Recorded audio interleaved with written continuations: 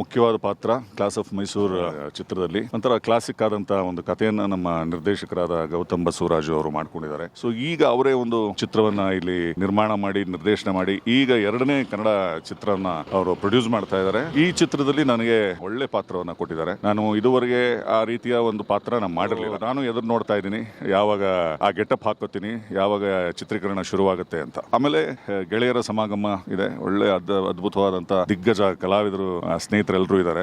ತಾರಮ್ಮ ಅವರು ಇದ್ದಾರೆ, ರಂಗಣ್ಣರಘು ಅವರು ಇದ್ದಾರೆ, ದತ್ತಣ್ಣ ಅವರು ಇದ್ದಾರೆ, ಬಿರಾದರ್ ಅವರು, ನಾಣಿ ಅವರು, ನಾವೆಲ್ಲ ಹಿಂದೆ ಒಟ್ಟೊಟ್ಟಿಗೆ ಕೆಲಸ ಮಾಡಿದವರು. ಸೊ ಈಗ ಒಂದು ಅವಕಾಶ ನಾವೆಲ್ಲರೂ ಮತ್ತೆ ಒಟ್ಟಿಗೆ ಸೇರೋದಕ್ಕೆ. ದೃಷ್ಟಿಗಳನ್ನ ಚೇಂಜ್ ಮಾಡ್ಕೊಂಡ್ರೆ ಉತ್ತಮ, ಅವಳು ನನ್ನ ಮಗಳ ಸಮಾನ ಅಂತ ಹೇಳ್ತಾ ಕ್ಲಾಸ್ ಆಫ್ ಮೈಸೂರು ಸಿನಿಮಾದ ಟೈಟಲ್ ಲಾಂಚ್ ಹಾಗೂ ಚಿತ್ರದ ಮುಹೂರ್ತ ಬಂಡೆ ಕಾಳಮ್ಮ ದೇವಸ್ಥಾನದಲ್ಲಿ ನೆರವೇರಿತು. ರಘು ಗೌತಮ್ ನಿರ್ದೇಶನದ ಈ ಚಿತ್ರ ಕ್ಲಾಸ್ ಆಫ್ ಮೈಸೂರು ಪಂಚಭೂತಗಳ ಕಥೆಯನ್ನು ಹೇಳಲು ಹೊರಟಿದ್ದಾರೆ ನಮ್ಮ ಕನ್ನಡದ ದಿಗ್ಗಜ ನಟರು. ಈ ಚಿತ್ರಕ್ಕೆ ಬಂಡೆ ಕಾಳಮ್ಮನ ಆಶೀರ್ವಾದ ಇರಲಿ ಹಾಗೂ ತಂತ್ರಜ್ಞರೆಲ್ಲರಿಗೂ ಶುಭಾಶಯಗಳನ್ನು ಕೋರುತ್ತಾ ಈ ವಿಡಿಯೋ ತುಣುಕು ನಿಮ್ಮ ಮುಂದೆ ವೀಕ್ಷಣೆ ಮಾಡಿ ನಿಮ್ಮ ಅಭಿಪ್ರಾಯ ಅನಿಸಿಕೆಗಳನ್ನು ತಿಳಿಸಿ. ಮತ್ತೆ ಶರತ್ ಸರ್ ಇದ್ದಾರೆ. ಇದರದ್ದು ಕ್ಯಾಮರಾಮನ್ ಬಂದು S K Rao, music director ಬಂದು ಜೋ ಕೋಸ್ಟಾ ಅಂತ, ಹೊಂದಿಸಿ ಬರಿಯರಿ ಮತ್ತು ತೀರ್ಥರೂಪ ತಂದೆ ಅವರಿಗೆ ಮಾಡಿದವರು. ಆರ್ಟ್ ಬಂದು ವಿಲಾಸ್ ಹೈದೂರ್, ಪ್ರೊಡಕ್ಷನ್ ಮ್ಯಾನೇಜರ್ ಬಂದು ಮಂಜು ಮಂಡ್ಯ.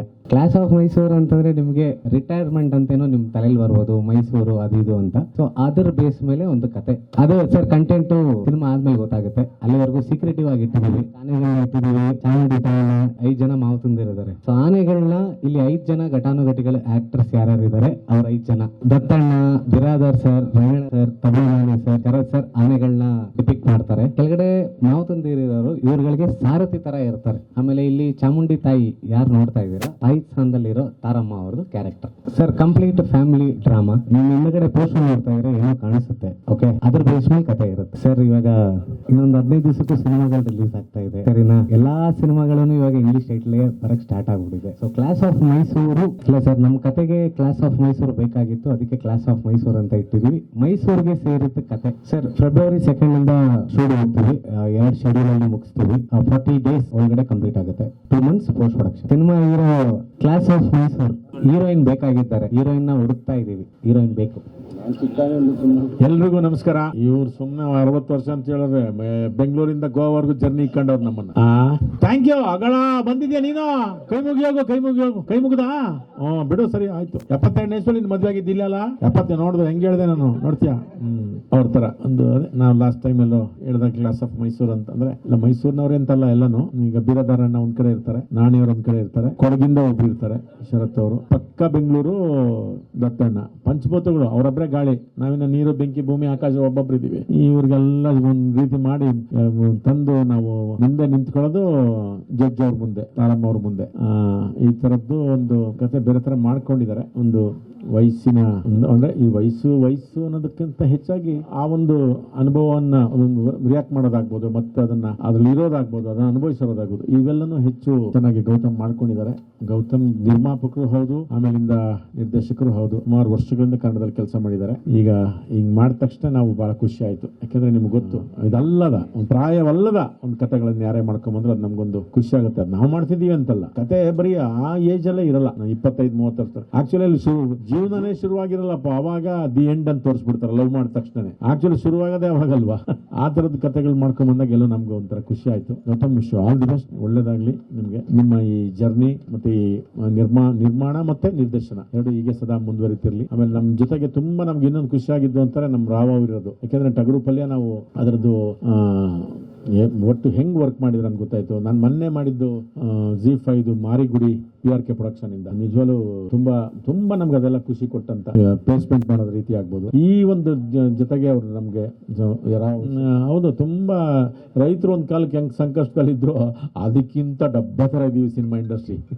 ಅವ್ರು ಬೆಳೆದ್ ಚರಂಡಿಗೆ ಆಗ್ತಿದ್ರು, ನಾವು ಅದಕ್ಕಿಂತ ಡಬ್ಬ ತರದಲ್ಲಿ ಇದೀವಿ ಸಿನಿಮಾದವ್ರು. ಇವಾಗ ಎಲ್ಲ ಬರ್ತವೆ, ಯಾಕಂದ್ರೆ ಒಂದು ಗೊತ್ತಿಲ್ಲ ಗ್ಲೋಬಲೈಸೇಷನ್ ಅಂತ ಏನಂತೀವಲ್ಲ. ಅವಾಗ ಫಸ್ಟ್ ದಿನಸಿ ಅಂಗಡಿಗೆ ಬಂತು, ಮಾಲ್ ಬಂದಾಗ ಯಾರಿಗೂ ಅನಿಸ್ಲಿಲ್ಲ.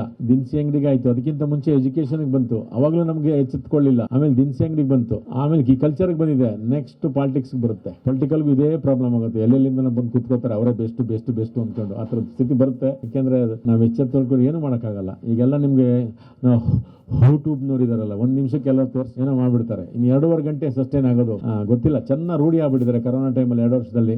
ಅವ್ರಿಗೆ 1 ನಿಮಿಷಕ್ಕೂ ಏನೋ ಚೇಂಜ್ ಬೇಕು ಅವ್ರಿಗೆ. ಆ ಥರದ್ದೊಂದು ಮನಸ್ಥಿತಿ ಎಲ್ಲ ಪ್ರೇಕ್ಷಕರಲ್ಲೂ ಅಂದರೆ ನೋಡುಗ ವರ್ಗ ಈಗ ಮನೆಯಲ್ಲೂ ಕ್ಯಾಮ್ರಾಮನ್ ಇದ್ದಾರೆ, ಮನೆಯಲ್ಲೂ ಆರ್ಟಿಸ್ಟ್ ಇದ್ದಾರೆ, ಎಲ್ಲ ಅವರೇ ಆ್ಯಕ್ಟ್ ಮಾಡ್ತಾರೆ, ಅವರೇ ಇದು ಮಾಡ್ತಾರೆ, ಅವರೇ ನೋಡ್ಕೊತಿರ್ತಾರೆ, ಮತ್ತೇನೋ ಮಾಡ್ತಾರೆ. ಆ ಥರದ್ದೇನೋ ಒಂದು ಬಂದು ಹೋಗುತ್ತೆ. ಅದು ಅದಕ್ಕೆ ತನ್ನದೇ ಆದಂಥ ಟೈಮ್ ಬೇಕು.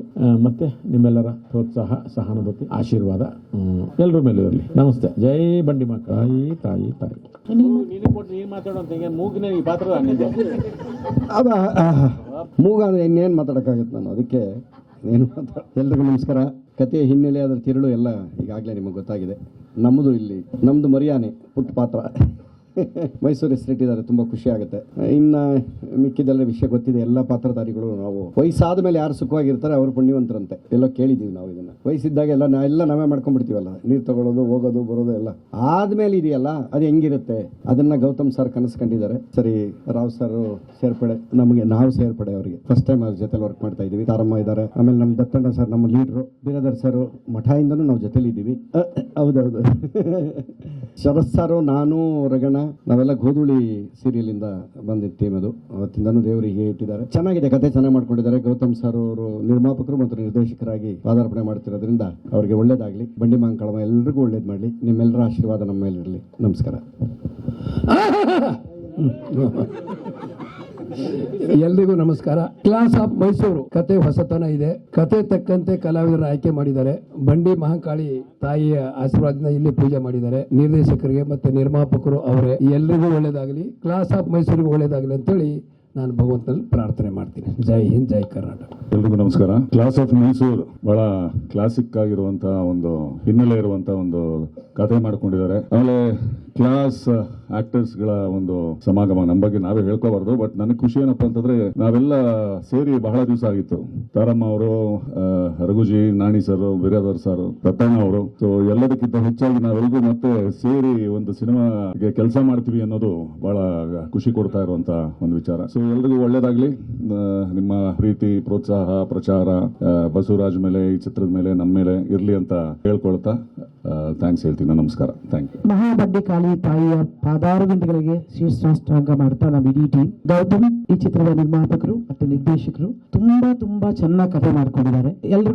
ಎಲ್ರಿಗೂ ಸಂದೇಹ ಇರೋ ತರ ಇದು ಯಂಗ್ಸ್ಟರ್ ಸಿನಿಮಾನ, ಓಲ್ಡ್ ಸಿನಿಮಾನ, ರಿಟೈರ್ಡ್ ಸಿನಿಮಾನ, ಅದು ಯಾವುದೂ ಅಲ್ಲ. ಎಲ್ಲವೂ ಬಹಳ ಮುಖ್ಯವಾದ ಪಾತ್ರಗಳು. ಒಂದೊಂದು ಪಾತ್ರಕ್ಕೂ ಅದರ ಹಿಂದಿನ ಕಥೆ ಇದೆ. ಒಂದೊಂದು ಪಾತ್ರಕ್ಕೂ ಅದರದೇ ಆದಂತ ಗಾತ್ರ ಇದೆ. ಒಂದೊಂದು ಪಾತ್ರಕ್ಕೂ ಅದೇ ಅಂತ ಡೈಮೆನ್ಷನ್ ಮಾಡಿದ್ದಾರೆ. ವಿಶಿಷ್ಟವಾದ ಸಬ್ಜೆಕ್ಟ್ ನ ಆರಿಸೋದಿದೆಯಲ್ಲ, ಅದು ದೊಡ್ಡ ಚಾಲೆಂಜ್ ಯಾವುದೇ ಒಬ್ಬ ನಿರ್ದೇಶಕನಿಗೆ. ಅದರಲ್ಲೂ ಇಂತಹ ಮಹಾನ್ ಕಲಾವಿದರನ್ನ ಕೂಡಿಹಾಕೋದಿದೆಯಲ್ಲ, ದೊಡ್ಡ ಚಾಲೆಂಜ್. ಅದು ಹಿಂಗೆ ಗೌತಮ್ ಸಾಧನೆ ಮಾಡಿದ್ರು. ಇನ್ನೊಂದು ಸೃಷ್ಟಿಗೂ ತಾಯಿಯೇ ಕಾರಣ ಆಗ್ತಾಳೆ, ಅದ್ರಿಗೆ ಮಕ್ಕಳಿಗೆ ಅರ್ಥ ಕೊಡೋದ್ರಲ್ಲಿ ತಾಯಿಯೇ ಕಾರಣ ಆಗಿರ್ತಾಳೆ. ಜೀವನವನ್ನ ನಡೆಸೋದಕ್ಕೂ ಕೂಡ ತಾಯಿಯೇ ಕಾರಣ ಆಗಿರ್ತಾಳೆ. ಜೀವನವನ್ನ ಸರಿ ದಾರಿಗೆ ತರೋದು ಕೂಡ ತಾಯಿಯೇ ಕಾರಣ ಆಗಿರ್ತಾರೆ. ಕೆಲವು ಸತಿ ತಪ್ಪು ದಾರಿ ತರೋದಕ್ಕೂ ಕೂಡ ಹೆಣ್ಮಕ್ಳು ಸ್ವಲ್ಪ ಕಾರಣ ಆಗಿರ್ತಾರೆ. ಆದ್ರೆ ಮತ್ತೆ ತರೋದು ತಾಯಿ ಅಂತಂದಾಗ ಒಂದು ಇಡೀ ಚಿತ್ರವನ್ನ ಸಂಪೂರ್ಣವಾಗಿ ಬಂದು ಒಂದು ತಾಯಿಯ ಮಡಲಲ್ಲಿ ಅರ್ಪಿಸೋದಿದೆಯಲ್ಲ, ಅದು ನಿಜವಾಗ್ಲೂ ಇಂಥ ಒಳ್ಳೆಯ ಥಾಟ್. ಸಿನಿಮಾದಲ್ಲಿ ಒಂದೇ ಕ್ಷೇತ್ರದಲ್ಲಿ ನಮಗೆ ಹಾಡು, ಕಲೆ, ಸಂಗೀತ, ನೃತ್ಯ ಎಲ್ಲವನ್ನೂ ಸಮಗ್ರವಾದ ಕಲೆ ಯಾವ್ದಾದ್ರು ಒಂದಿದ್ರೆ, ಅಥವಾ ವಿದ್ಯೆಯೂ ಬಲ್ಲದವನು ಅರ್ಥ ಮಾಡಿಕೊಳ್ಳುವಂತ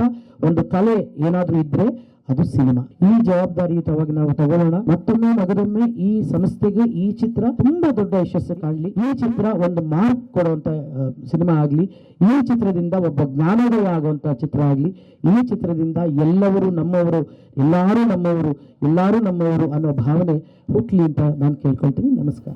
ತಾರಾ ಅವರು ಇಷ್ಟು ವ್ಯಾಪಕವಾಗಿ ಎಲ್ಲ ವಿಷಯಗಳನ್ನು ಹೇಳಬೇಕಾದಷ್ಟನ್ನು ಹೇಳಿದ್ದಾರೆ. ಅದರ ಮುಂದೆ ನಾನೇನು ಹೇಳಬೇಕಾಗಿಲ್ಲ. ಒಂದು ಒಳ್ಳೆಯ ಚಿತ್ರಕ್ಕೆ ನಾಂದಿ ಹಾಡಿದ್ದಾರೆ. ಅದು ಸುಸೂತ್ರವಾಗಿ ನಡೆಯಲಿ, ಚೆನ್ನಾಗಿ ಮುಂದುವರಿಯಲಿ, ಜನ ಅದನ್ನು ನೋಡಿ ಸಂತೋಷ ಪಡಲಿ ಅಂತ ಹಾರೈಸ್ತೀನಿ. ಮಾಸ್ತಿ ಸರ್ ಡೈಲಾಗ್ಸ್ ಬರೀತಾ ಇದ್ದಾರೆ.